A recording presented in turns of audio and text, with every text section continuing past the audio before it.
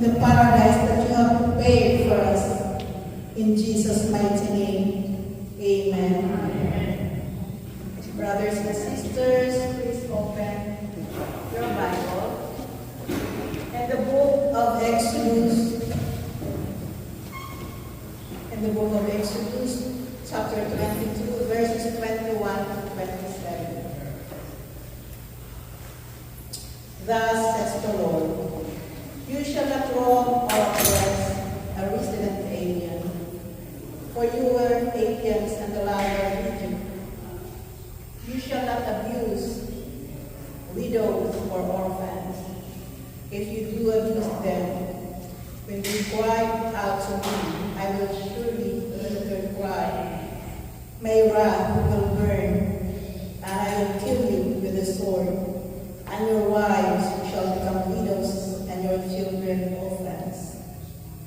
If you lend money to my people, to the poor one among you, you shall not deal with them as a creditor.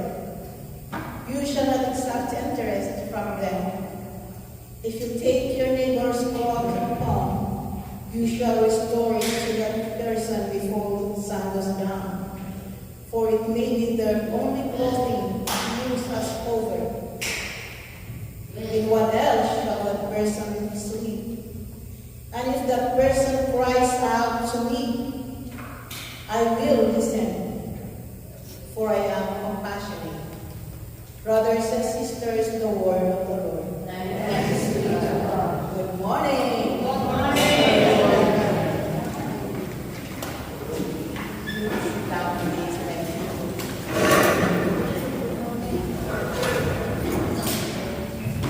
Nakaka-bless po talaga kasi andito tayo lahat. It feels so good to curl in the comfort of our home, to curl in the bed, magtalagbo, because it's cold, right? But because we thirst and hunger for the presence of the Lord, andito po tayo, di ba? So, if you notice, the reading for today is a command. Command and both a warning. Amen po ba? But overall, this is the love and compassion of God among His people. Ano po ba unang yung command? Well, do not oppress or do not do wrong things to the aliens. He was actually talking to the Israelites. Kasi sabi niya, naging stranger din kayo sa bayan ng Egypt, right? Amen po ba? Do not abuse the widows and orphans. And do not charge interest to those people who borrows money. And do not accept a security pledge or sanla to those who, alam mo namin, naghihirap, di ba? I believe na sa ating mga binago ng Panginoon, hindi na tayo ganyan, di ba? Because our heart is full of love and compassion from the Lord. We feel the hurt of those who are needy. Tayo rin naman, needy rin tayo. Even the Lord was talking to His people, the Israelites, because we are grafted to the vine. We are grafted to Jesus Christ Himself. He's talking to us as well. Amen po ba? Amen. The wrongdoing to aliens, the abuse to widows and orphans, the charging of interest and accepting the flames to those who are needy are all oppression. Pang-aakit po yan, di po ba? Pang-aakit po. But brothers and sisters, this can be spiritual. The oppression can be spiritual. If you believe that our body is a temple of the Holy Spirit, what about those who are not believers? They can be a temple 5 will be spiritual. It is written that our battle here on earth is not of the flesh and of the blood. It is of the spiritualities. Ang experience ko dito mga kapatid, because I work in the elderly care, private care, I notice those people who do not have Jesus Christ can easily be dwelt by the enemy. The battle is spirit to spirit. I experience this. I experience it myself. But then we should not give up, because these jobs are given to us so that we would pray for them. Because it is the will of the Lord that we will be the light and the salt of the earth. In the presence of the Holy Spirit, there will be freedom. The oppression will be stopped. Amen? Yung alaga ko, the lady that I'm looking after, napaka-oppressive niya po talaga. Ayaw pa maligo. Ayaw pa maligo. Kung ano-ano gagawin mo para nagpa-convince siya. Pag nagputos siya, take that right away. Ganon siya makamali. Pero sabi ko nga sa kanya, excuse me, you're not my boss. I am paid by the government kasi lagi niya akong pinapalayas. He would always tell me, take the door.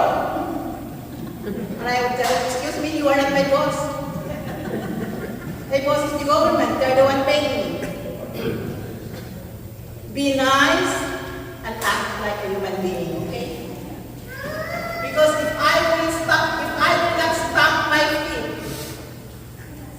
she will just devour me. But it is the Spirit. It is the Spirit in her that is trying to take my courage, that is trying to take my joy and to take my peace. Very manipulative. Kung kaharap niya ay Muslim, she knows when she is having a conversation to a Muslim because of the name, she would ask the name and she would praise Muhammad. And if she knows that she is talking to a Christian, she would, oh, Christ used to be a Jewish, but he converted. He converted to Catholicism. That's what she was telling.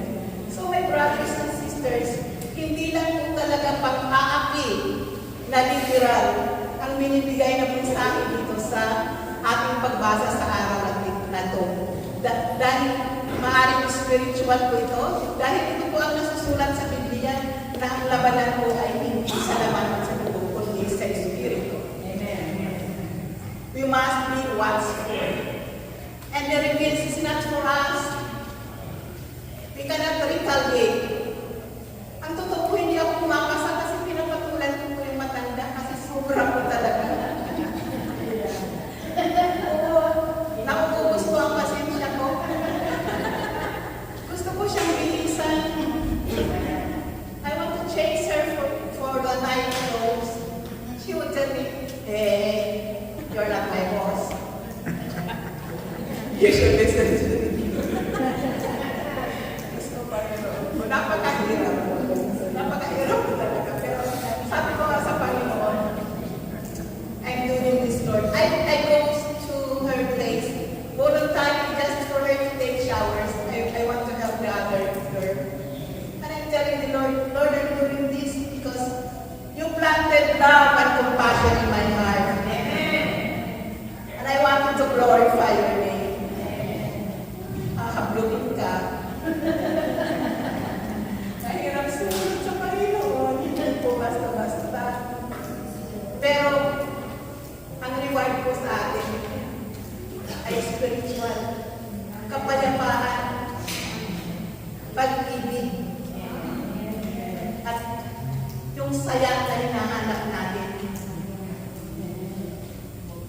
po basta-basta. Pero sa amin po ng mga binago ng Panginoon, binago na po tayo, naniniwala po ba kayo? We are given a new life already. But we must be watchful because as I have mentioned, the battle is not of the flesh and the blood, it is of the Spirit. Amen po ba? At ang isa ko pang experience dito, nung ako may part-time pa sa isang video, she was very, very proud. Pag tumingin siya sa salamin, kahit bago lang siyang coiffure, sasabihin niya, I look like a witch. She checked herself on the mirror, and she would complain that she looked like a witch. And I told her, we just came out from the salon. But maybe she was seeing something else in the mirror. Amen? And one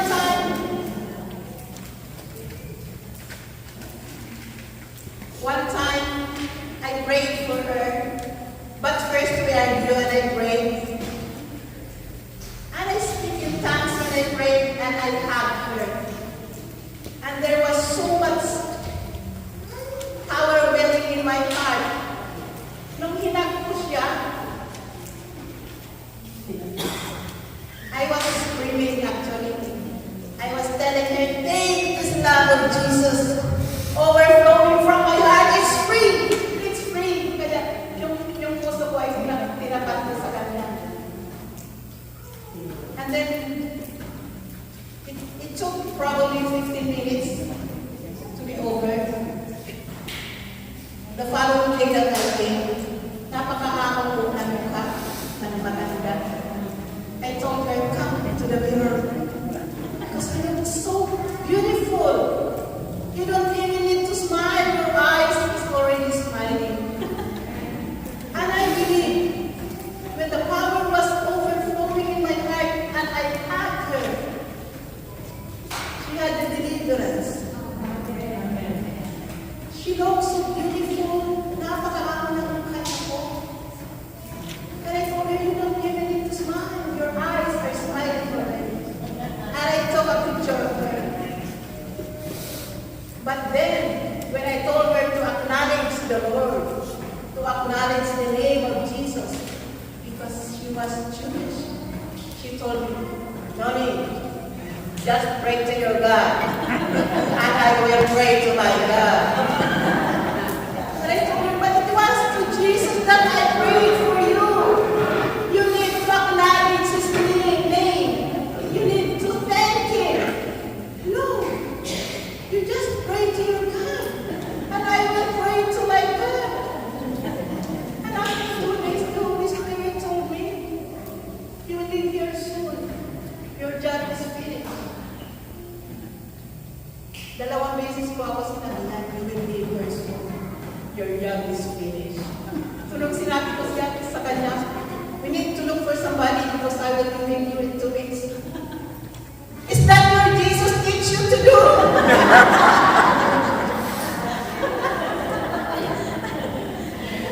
Grabe talaga. And then, that day, the day that I left her,